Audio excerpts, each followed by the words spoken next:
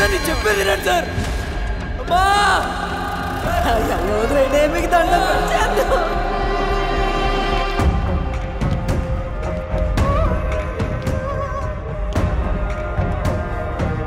ఇది complaint.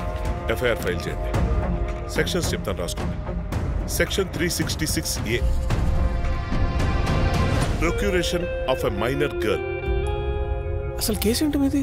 354A, sexual harassment of a girl. 354B, criminal force against a girl. 354C, voyeurism, blackmailing a girl. నీ మీద పెట్టిన case ఒప్పుకుంటావా లేదా? మీరేం చెప్పాలనుకున్నా మీ లాయర్ని తీసుకొచ్చి కోర్టులో చెప్పుకోండి.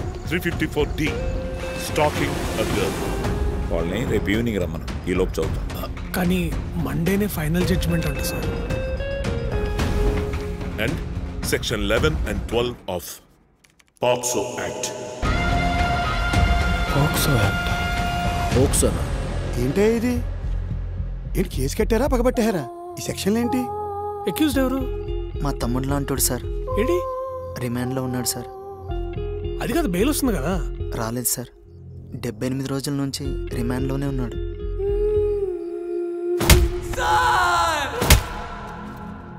అమ్మా నా షర్ట్ ఇస్త్రీ చేసావా?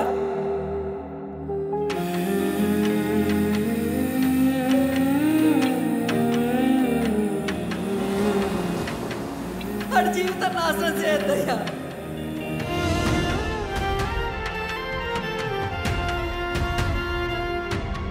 నాకు నీ మీద నమ్మకం ఉంది.